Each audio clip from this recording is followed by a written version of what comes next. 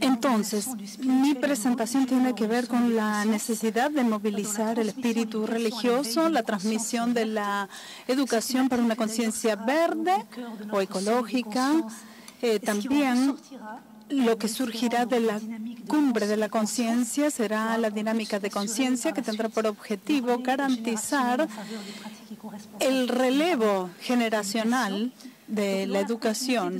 Entonces, continuando con lo que ha expuesto ayer el señor Barraca, voy a hacer una reflexión sobre la concienciación, la sensibilización que tenemos el honor de estar asociados. Nos complace a través de este trabajo de contribuir de forma modesta a enriquecer el compromiso de Marruecos sobre este tema.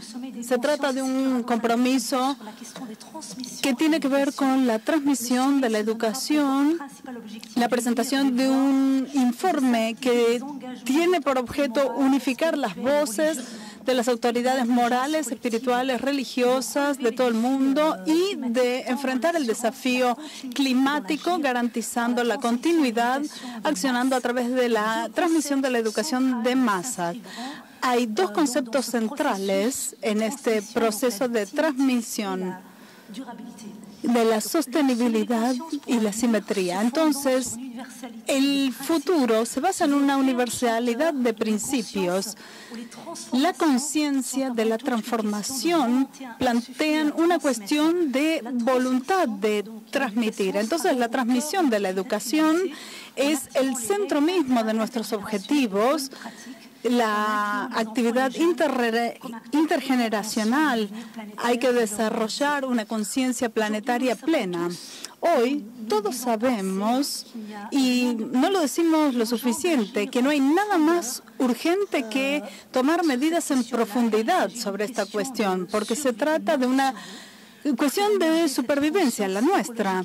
Entonces, esta conciencia colectiva e individual exige comprometernos con la educación en este tema que nos preocupa a todos. Y para ello necesitamos tener una nueva mirada sobre nosotros mismos, sobre los límites de lo que nos rodea, la naturaleza, lo que hablaron en el panel anterior, y lo que nos lleva a provocar en nosotros una reforma y un cambio profundo de visión. La realidad cruda y dura es que, de forma general, demasiadas personas ignoran, desconocen la gravedad de la situación y hacen como si no les afectara, que el tema climático fuera cuestión de élite solamente, y por eso no movilizan ni los recursos ni la masa popular, ni consultan en las redes sociales a ver qué se publica. Así que yo creo que es un trabajo que debemos hacer enorme, el que nos espera en ese sentido. También respecto de la educación popular, como se habló esta mañana, hay que entender lo que nos está sucediendo y, teniendo en cuenta la situación, hay que estar a la altura del desafío que se nos presenta para accionar colectivamente, pero a través de las acciones individuales. Esa es, a mi entender, la auténtica cuestión. Entonces, ¿cómo suscitar los medios de los ciudadanos de formar parte de esta energía del deber y de la acción responsable? Hay que tomar conciencia de que la acción climática consiste en acciones pequeñas. Cada acción hace la diferencia. Es decir, yo hago lo mío, asumo mi responsabilidad para que cada uno, a través de este trabajo como de colibrí, pueda compartir para el bien de todo el mundo. Y esta parte es lo que ha inspirado un eslogan compartido, que es accionar la conciencia colectiva y la esperanza, porque estamos en el espíritu de la esperanza. Y nuestro querido Papa nos dijo, es momento de actuar. Las experiencias místicas y religiosas han atravesado crisis económicas y ecológicas. No tenemos siquiera conciencia del tipo, de la calidad de agua que consumimos. Esta mañana se habló también de la calidad del aire. Estamos muy lejos de los beduinos del desierto. y de las experiencias cósmicas. Por ejemplo, según los animistas, establecen relaciones de gratitud infinita con respecto al medio ambiente. Esta crisis, esta ruptura profunda con la relación que tenemos con el mundo puede suscitar la reflexión de la humanidad que se encuentra en una postura antiecológica hoy día, que velan la ilusión de que la materia no conlleva la luz y que hay una independencia entre una y la otra, como si estuviéramos por encima de la creación. Entonces, el cambio climático nos impone las cuestiones de conciencia. Son cuestiones fundamentales de nuestra relación con el universo, la explotación de los recursos espirituales religiosos. Entonces, la cuestión que se plantea realmente es, ¿qué podemos hacer concretamente en tanto formadores y líderes de opinión, líderes religiosos, que es lo que nos convoca acá, también líderes espirituales y morales, para hacer frente a este desafío? ¿Cómo se pueden desarrollar los legados históricos, el patrimonio? ¿Qué podemos hacer en ese sentido? ¿Cómo construir una reflexión ecológica universal que cuente con la dimensión filosófica, espiritual también? Entonces, ¿cómo desarrollar esta visión que toma en cuenta las particularidades de cada religión o de cada vista tradicional? Y bueno, huelga decir que es el momento de desarrollar un pensamiento ecológico alternativo y recién a partir de eso vamos a poder tener un discurso sincero, de impacto y fuerte que pueda producir efectos. La cuestión acá es cómo salir de esta crisis. Hay que tomar en cuenta el cosmos y el planeta Tierra para poder atravesar este cambio de paradigma. Como para citar a Weber, tenemos que reconsiderar el hombre, la naturaleza.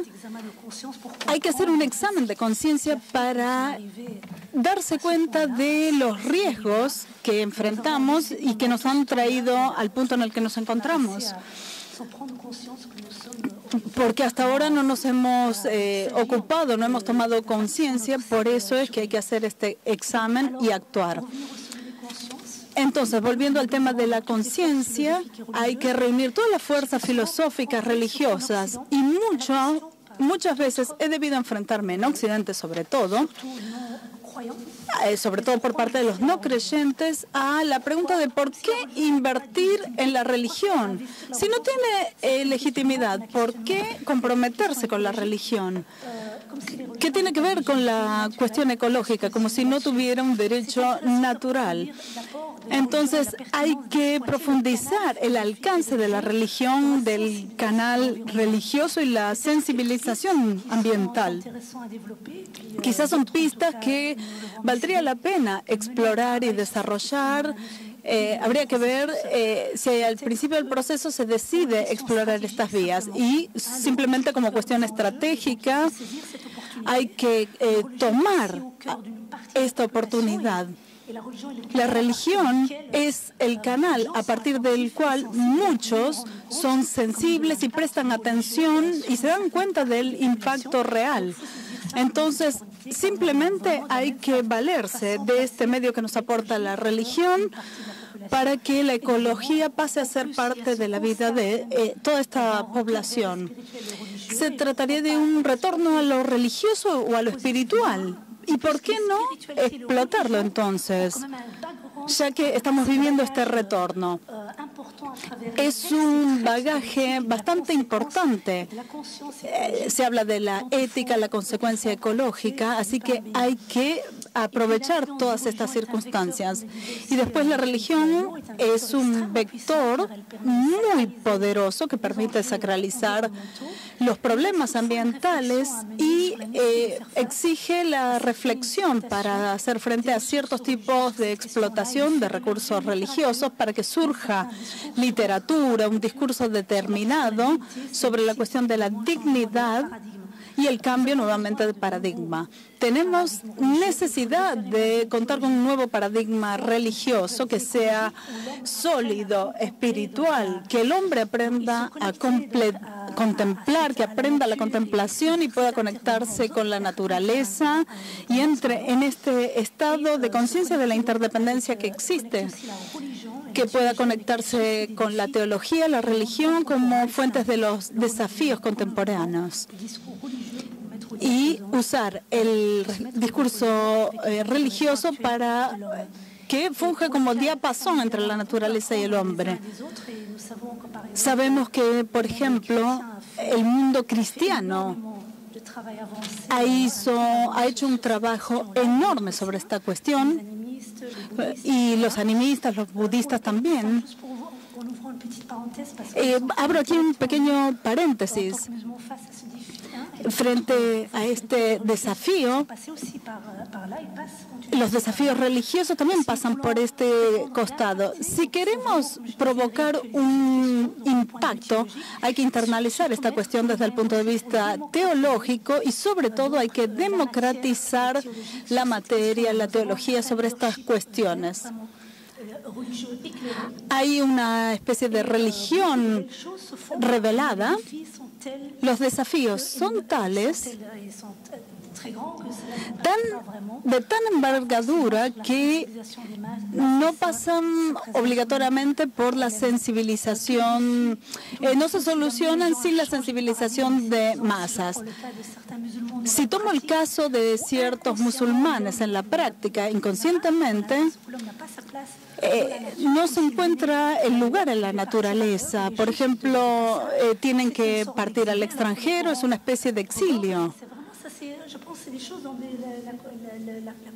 Y voy pensando en estas cosas como conciencia colectiva. Entonces, la materia coránica, esta cuestión de responsabilidad que supera y trasciende a la persona, y se le confía al hombre la acción responsable para actuar como buen padre de familia, esta figura, según dice el Corán, no tomarlo a la ligera, porque somos la tierra misma y tenemos esta conexión de apoyo, que es donde somos, donde estamos. Por eso tenemos la interacción con la tierra. Si tomo el caso del profeta del Islam, que dice, si tienen el tiempo de plantar una semilla, háganlo, porque es importante, es el deber, es la acción. Después, los que vendrán en las generaciones futuras podrán recoger los frutos de esa semilla que plantaron ustedes. Bueno, voy resumiendo entonces. Me encantó la propuesta de Mohamed, que decía que después de muchos años de trabajo, yo no soy especialista en ecología, el trabajo sobre la interacción espiritual, física, la crítica social, diálogo interreligioso, dice que esta cuestión del diálogo que hace que el punto de vista de Dios, del cielo, son los contrapartidas o los intermediarios entre la tierra y la humanidad.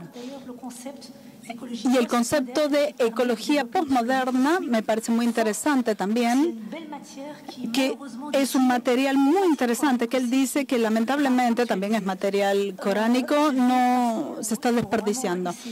Bueno, para tratar de llegar a las conclusiones, voy rapidito. Y con todo eso quiero decir que hoy, sin duda, tenemos que hacer este trabajo. Lo que quiero transmitir o quiero cuestionar, ¿qué podemos transmitir? Y quiero reflexionar también respecto de este punto de vista. Concretamente, ¿qué podemos hacer? Quizás algunas ideas rápidamente, reflexionar, trabajar, cómo se enseña esta cuestión de la ecología, salir del pensamiento de que la teología es algo aparte, sino reflexionar cómo la teología puede impactar, producir efectos sobre la cultura para propagar la cultura ecológica. El tema de la transmisión de la educación estratégicamente exige inversiones a largo plazo, especialmente en la educación popular a través de las escuelas escuelas, programas religiosos, de conversión religiosa de los que hablamos. También democratizar el discurso filosófico, espiritual sobre la ecología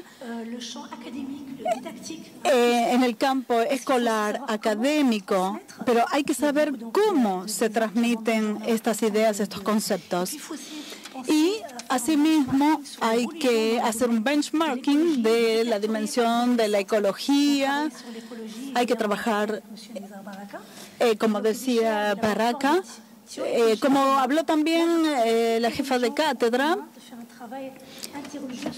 hay que preguntarse sobre la cuestión en conjunto.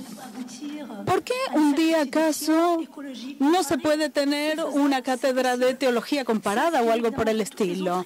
Eso va a inspirar para que surjan otras experiencias, para aportar claridad a la cuestión. Podría dar ejemplos magníficos de todos los trabajos que se hicieron en este tema. Y quiero resaltar la cuestión de la formación permanente.